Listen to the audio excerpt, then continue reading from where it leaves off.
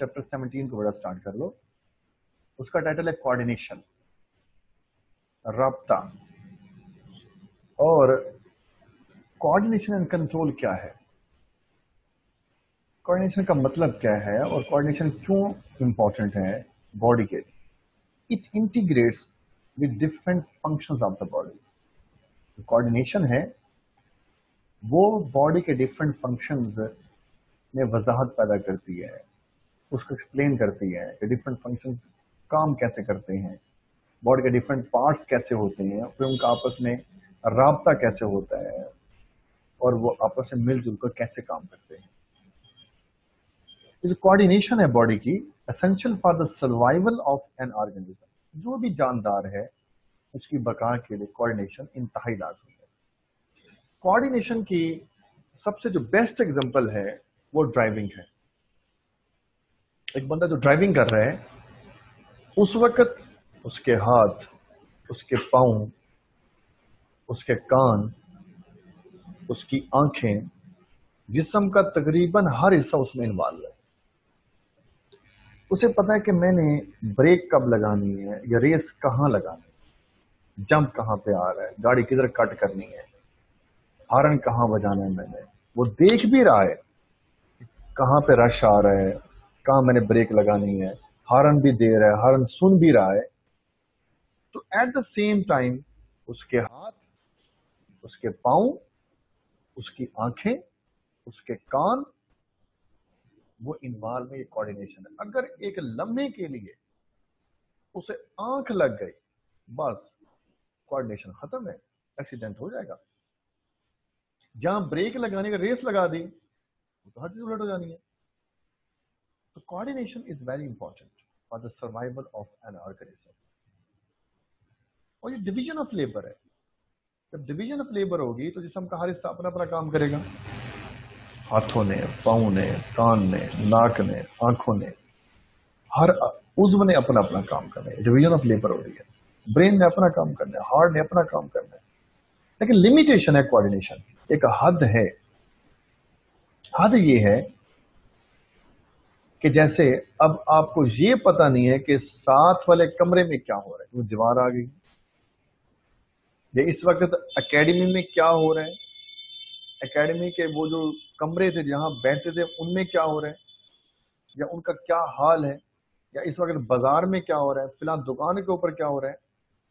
ये लिमिटेशन है। एक हद तक आप चीजों को महसूस कर सकते हैं, देख सकते हैं। लिमिटेशन आएगी जहां जाकर कोऑर्डिनेशन आपकी जवाब दे जाएगी। तो लिमिटेशन होती है कोऑर्डिनेशन की, एक हद तक चीजों को आप महसूस कर सकते हैं, उसके बाद कोऑर्डिनेशन आपकी वो खत्म हो जाती है या कम पड़ जाती है। फिर हम कहते हैं कि जैसे कोऑर्डिनेशन और लिमिटेशन की एक और जो बेस्ट एग्जांपल है वो अल्लाह ताला की जात है। चीज है लेकिन आपको नजर नहीं आ रही। अल्लाह ताला की जात तो हर जगह मौजूद है लेकिन नजर नहीं आ रही। तो कसूर आपका है, ना कि खुदा न खास्ता उस जात का है। अल्लाह ताला तो मौजूद है, लिमिटेशन आपकी हो गई है ना। अब आप उस चीज को महसूस नहीं कर रहे, हाँ, लेकिन आप उसको महसूस कर भी सकते हैं। आप अल्लाह ताला की निशानियां देखें, उन निशानियों से आप उसको पहचान सकते हैं कि हाँ जी वाकई वो जात मौजूद है और बरहक मौजूद है और हर जगह मौजूद है। तो लिमिटेशन बेटा कोऑर्डिनेशन की एक आती है जहां जाकर कोऑर्डिनेशन आपकी लिमिटेड हो जाएगी। Then a coordination the plants. अगर प्लांट्स और एनिमल को कंपेयर किया जाए, दोनों कोऑर्डिनेशन में क्या क्या फर्क है। Plants are passive, they can not locomote from one place to another place. Plants एक जगह से दूसरी जगह शिफ्ट नहीं हो सकते, खुद हरकत नहीं कर सकते, खुद नहीं जा सकते। लेकिन एनिमल मूव कर सकता है। जैसे आप यहां से चलकर बाजार चले जाएंगे, वहां से एकेडमी आ सकते हैं, ये आपकी लोकोमोशन वो एक्टिव है, आप खुद हरकत कर सकते हैं। तो पहला फर्क है, प्लांट्स पैसिव है और एनिमल एक्टिव होते हैं। Number 2, animals have evolved tissue like muscles है, اور مسلس کے ذریعے ہم موو کرتے ہیں. مسل کھینچتے ہیں اسکیلیٹن کو، ڈھانچے کو، ڈھانچہ پھر موو کرتے ہیں. اب خود موو کریں گے. But in plants through hormones, plant کے جتنے کام ہیں، جو موومنٹ ہے وہ ہارمونس کے ذریعے ہو رہی ہے. In plant response is slow. Plants کے اندر پلانٹس اس کا رسپانس بہت ہی سلو ہے. اس کے سارے کام کاج ہوتے ہارمونس کے ذریعے ہیں، لیکن رسپانس اس کا سلو ہے. یعنی کہ ہر پلانٹ اپنے سیزن میں جا کر ایک سال کے بعد فروٹنگ، فلارنگ یا سیڈ فارمیشن کرتے ہیں. یہ سارا کام ہارمونس کے ذریعے ہو رہا ہے. اس کو کرتے کرتے ایک سال لگ گیا. یا اوپننگ اینڈ کلوزنگ آف اسٹومیٹا ہے، رات اور دن کے ساتھ ہوتی ہے، یکدم تو نہیں ہوتی، ایسا ایسا کام ہو رہا ہوتا ہے. تو پلانٹس کے اندر جو رسپانس ہے وہ سلو ہے. اینیمل کے اندر یکدم ریپڈ رسپانس ہو سکتا ہے. جیسے آپ میری باتیں سن رہے ہیں، میں یہاں سے بول رہا ہوں، میں کہا اور آپ نے اس وقت اسی کو سن لیا. یہ نہیں کہ آج میں بولوں اور کل جا کے آپ کو آواز ہے یا سمجھ ہے، ایسا نہیں ہے. ایک سیکنڈ کے 1000ویں حصے کے اندر آپ چیز کو سمجھ آتے ہیں. تو پلانٹس پیسو ہے، اینیمل بہت ہی ایکٹیو ہے. اور ہمارے اندر بھی ہارمونل رسپانس ہے. آگے پڑھیں گے ڈیٹیل کے اندر. ہمارے اندر ہارمونل رسپانس بھی ہے اور نروس رسپانس بھی ہے. ہمارا سسٹم نروس بھی ہے اور ہارمونل بھی ہے. لیکن پلانٹس کا نروس سسٹم نہیں ہے، اس کا دماغ نہیں ہے، وہ سوچ نہیں سکتا. اس میں صرف ہارمونل سسٹم کھڑا ہوا ہے. ہارمونس کے ذریعے اس کے سارے کام کاج ہوتے ہیں. پھر آگے ہے پلانٹ دیئرفور ریسپانس ٹو اسٹیمولائی. کوئی بھی اسٹیمولائی ہے اس کے خلاف پلانٹ اپنا ریسپانس کیسے شو کرتا ہے؟ یہ شارٹ کوشچن ہے، اگلے پیج پہ لکھا ہے اس کو. Regulating their growth and development in the appropriate ways. ایک مخصوص طریقے سے پلانٹس اپنے گروتھ اور ڈیولپمنٹ کو ریگولیٹ کرتا ہے. Controlling their body function through hormone. اس کے جتنے باڈی کے فنکشن ہے ہارمونس کے ذریعے پر انجام پاتے ہیں. جیسے ابھی میں نے کہا تھا وہ ہارمونس کے ذریعے کام ہو رہے ہیں. نروس سسٹم تو ہوتا نہیں ہے وہاں پر. Plant do not locomote, only show movement. Plant کے کچھ حصے موومنٹ شو کرتے ہیں. چیپٹر نمبر 16 میں پڑھا ہے ڈیٹیل کے اندر پلانٹ موومنٹس کو. آٹونومک، پیراٹونک، پھر آپ نے پڑھا اندر ناسٹک ہے، فوٹوٹراپٹک ہے، فوٹوٹیکٹک ہے، وغیرہ وغیرہ. موومنٹ شو ہوتی ہیں، لوکوموٹ ایز اے ہول نہیں کر سکتا. دین آگے response to environmental stresses. Environmental stress سے مراد ہے کہ وہ چیزیں جو انوائرمنٹ کے اندر موجود ہیں، جیسے وہ لائٹ ہے، ٹمپریچر ہے، ایئر ہے، واٹر ہے، سوائل ہے، نیوٹرینٹس ہیں یعنی کہ فرٹیلائزر وغیرہ. ہر چیز ایک حد تک چاہیے.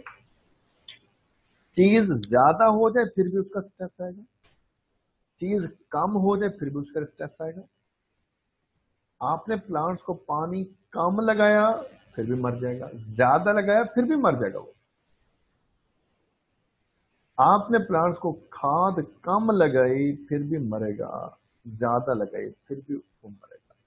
اس کے اوپر اثر پڑنا ہے. اسٹریس دونوں طرح کا ہوتا ہے. اب کچھ سمجھاتے ہیں آپ کو. Plants are grown without light. اندھیرے کے اندر آپ نے پلانٹس کو رکھا ہوگا، گرو کروا رہے ہیں، بیکم ایکسٹریملی لانگ. کچھ دنوں کے بعد جا کر دیکھیں گے وہ پتے اپنے سارے جھاڑ چکا ہوگا اور بہت ہی لینتھی ہو چکا ہوگا. And with out chlorophyll. Chlorophyll بھی اس کے اندر آپ کو نظر نہیں آئے گا.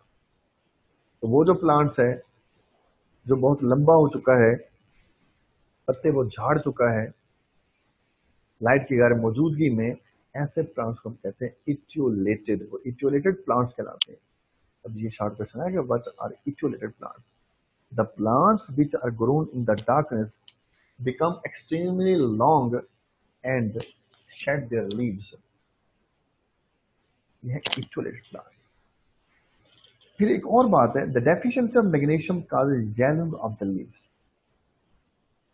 اگر پتے پیلے پڑتے جا رہے ہیں اس کا مطلب میگنیشیم اس میں کم ہوتا جا رہا ہے, کلوروفل اس میں مرتا جا رہا ہے, ختم ہوتا جا رہا ہے, کیونکہ کلوروفل کو بنانے کے لیے میگنیشیم چاہیے. تو میگنیشیم نہیں ہوگا تو کلوروفل تیار نہیں ہوگا, یلو اس کے لیوز ہونا شروع ہو جائیں گے. اسے کہتے ہیں کلوروسس. The yellowing of the leaves is called chlorosis. یہ کلوروسس کا عمل کہلاتا ہے.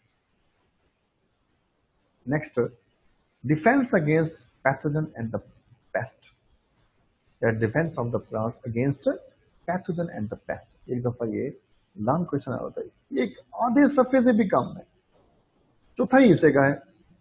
उसने इसको 8 नंबर का क्वेश्चन एक दफा दिया हुआ था, 8 नंबर का, ये 4 नंबर का भी नहीं बनता, कि प्लांट जो है पैथोजन और पेस्ट के खिलाफ कैसे अपने आप को बचाता है। Mostly viruses, bacteria, fungi, other lichens cause diseases. So plants show following abnormalities. कुछ abnormalities प्लांट शो करता है। कल इसकी डायग्राम आपको दिखाऊंगा, आई डायग्राम नहीं है, कल दिखाऊंगा इसकी diagram. If plants are wounded, अगर प्लांट्स को आपने जख्मी कर दिया है, उसकी परूट, उसकी छांटी कर दिया आपने, they often develop mass of the amorphous material have poor differentiation called calluses. Secondary growth chapter 16 में पढ़ाया आपने, कैलस फॉर्मेशन क्या होती है, पढ़ाया था आपको कि अगर प्लांट को आपने कट लगाया, वो कट को भरने की कोशिश करता है, ये और बात है, कट कभी उसका भरता नहीं है। कट छोटा हो जाएगा लेकिन भरता कभी नहीं है, खत्म कभी नहीं होगा। तो जो कट वाली जगह पर उसके उभार से बने हुए हैं, उसे कहते हैं वो कैलस फॉर्मेशन, वो कैलस है। So if the plants are wounded, they are often develop mass of the amorphous material. तो वो जो उस कट वाली जगह पर उसके उभार से बने हुए हैं, उसे कहते हैं कैलस है, वो कैलस फॉर्मेशन। प्लांट ट्यूमर्स क्या होते हैं? इवन प्लांट्स कैंसर में अराइज। ट्यूमर का मतलब कैंसर ही है। It spreads as an amorphous invasion, amorphous बेतरतीब। दीज आर वेल डिफरेंशिएटेड, यानी कि ट्यूमर एक उभार सा होता है, थोड़ा बड़ा होगा, बेतरतीब होगा और वेल डिफरेंशिएटेड है, यानी कि सेल उसके बकायदा डिफरेंशिएट हो सकते हैं, कैंसर वाले सेल बने हुए हैं, तो ट्यूमर है। Galls are growth on the plants. कल डायग्राम से समझाऊंगा कि ट्यूमर और गाल्स में फर्क क्या है। ट्यूमर बड़े होते हैं, गाल छोटे छोटे होते हैं। वो तो ये भी उभार है, बाद में देखा होगा कि लीव्स के ऊपर वो ब्राउन से ऐसे डार्ट पड़े हुए हैं, निशान पड़े हुए हैं, उभार से बने हुए हैं, वो गाल्स होते हैं। तो galls are growth on the plant, these are induced by the parasites. ये पैरासाइट की वजह से बनते हैं, इनके अंदर बैक्टीरिया घुस गया है, and are less differentiated. Tumour और गाल में फर्क क्या रहा? ट्यूमर हमेशा बड़े साइज का होगा, गाल छोटे साइज का। ट्यूमर के सेल वेल डिफरेंशिएटेड हैं और गाल्स के लेस डिफरेंशिएटेड। बात समझ रही है? Tumour is large in size, galls are small in size. Tumours are well differentiated but galls are less differentiated. The highly organized growth galls are tumours. वो gall जो बड़े हो जाए तो ट्यूमर कहलाते हैं। These tumours are induced by the bacteria. Tumours को cause करने वाला बैक्टीरिया, लेकिन बात वो ठीक नहीं कर रहा, वैसे ट्यूमर को वायरस काज करता है। चलिए जो आपकी बुक में वैसा तैयार करना कि tumours are induced by bacteria कहता है। अब ये क्वेश्चन आएगा, ट्यूमर और गाल्स में फर्क क्या है, याद करना है। नेक्स्ट एक नया टॉपिक है बायोलॉजिकल क्लॉक और बायोलॉजिकल रिथम या biorhythm. The behavioural activities which occurs at regular interval। एक मखसूस टाइम के बाद जो प्लांट के अंदर कुछ एक्टिविटीज हो रही हैं, वो बायोलॉजिकल क्लॉक कहलाती है। ये मखसूस टाइम के बाद प्लांट जो एक अपना काम बार बार रिपीट कर रहा होता है, वो उसका बायोलॉजिकल क्लॉक है। यानी कि हर प्लांट अपने सीजन में जाकर फ्रूटिंग, फ्लावरिंग और सीड फॉर्मेशन कर रहा होता है, उसका बायोलॉजिकल क्लॉक है। एनिमल के अंदर हमारे यहाँ जैसे सोना जागना है, ये बायोलॉजिकल क्लॉक है। अब प्लांट का जिक्र करेगा, सिरकैडियन और डायर्नल रिदम क्या होता है। सिरका मीन अबाउट है, सिरका मीन अबाउट। अगला होता है आइडीज। आइडीज मीन 1 डे 24 आवर्स। वो आइडीज या आइडियन निकला है। तो circadian showing periodicity of about 24 hours. ऐसा काम जो प्लांट के अंदर 24 आवर्स के अंदर अंदर रिपीट हो रहा हो। जो 24 आवर्स के अंदर अंदर रिपीट हो रहा हो वो सिरकैडियन है या डायर्नल रिथम है। जैसे प्लांट के अंदर से कौन से काम है? Opening and closing of stomata, photosynthesis. दिन होगा तो फोटोसिंथेसिस स्टार्ट होगी, रात होगी तो फोटोसिंथेसिस स्टॉप हो जानी। ये सिरकैडियन रिथम। सिरकैनुअल, जिसका दौरानिया एक दिन से ज्यादा हो, वो एक हफ्ता, एक महीना, 6 महीने, एक साल के अंदर अंदर रिपीट हो रहा हो, ऐसा फंक्शन जो प्लांट्स के अंदर एक साल के अंदर अंदर रिपीट हो रहा हो, वो ड्यूरेशन 1 आवर के अंदर और 1 डे से ज्यादा हो, वो सिरकैनुअल है। The organism face many environmental changes such as the days, tides, seasons, दिन है या लहरें वगैरह हैं, सीजन्स हैं, इनका असर पड़ता है प्लांट्स को। बायोरिथम में रिजल्ट ऑफ द फॉरेस्ट, ऐसा वो क्यों कर रहा होता है? प्लांट्स ऐसा क्यों करता है? क्या उसकी आंखें तो है नहीं, वो देख तो सकते हैं, उसे कैसे पता चलता है कि मेरा सीजन आ गया है, मेरा फ्लोटिंग करनी है, फ्लोरिंग करनी है, या मूवमेंट शो करनी है, या लाइट आ रही है, तो उसे कैसे पता चलता है? ना दिमाग है, ना आंखें हैं, ना कान है, ना सुन सकता है, ना देख सकता है, ना सोच सकता है, तो फिर कैसे पता चलता है प्लांट को कि मेरा सीजन आ गया, या मैंने ये काम करना है अब, या अब स्टॉप करना है? कहता है response due to external change.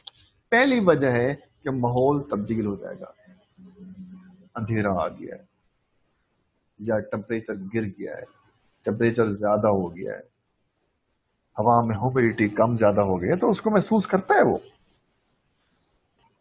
Then due to internal change, दूसरी वजह है कि उसके अंदर तब्दीली पैदा हो जाएगी, जो ही बाहर का माहौल चेंज होगा उसकी वजह से उसके अंदर हार्मोन्स एक्टिवेट हो जाते हैं, तो फिर इंटरनल चेंज आना शुरू हो जाएगी।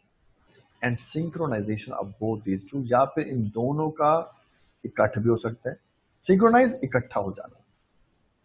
सिंक्रोनाइज हम कहते हैं दो चीजें जो एक ही वक्त में एक जैसी रिपीट हो रही हो, दो ऐसी चीजें जो एक ही वक्त में एक जैसी रिपीट हो रही हो, उसे कहते हैं सिंक्रोनाइज हो जाना, सिंक्रोनाइजेशन हो जाना।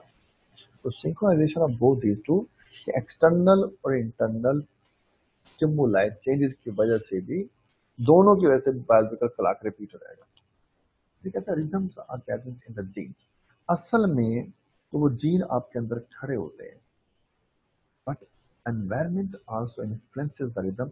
फिर एनवायरमेंट का असर पड़ता है रिदम के ऊपर। जैसे मैं कहता हूँ प्लांट को नींद नहीं आती, उसमें नींद वाला जीन ही नहीं है, हमें नींद आएगी, वो नींद वाला अंदर जीन खड़ा होगा। तो असल में तो अंदर जीन्स खड़े होते हैं जो उस सीजन में जाकर स्विच ऑन होंगे, और फिर वैसा वो काम प्लांट या एनिमल वो स्टार्ट कर देगा। ये बायोलॉजिकल क्लॉक भी इंपॉर्टेंट है।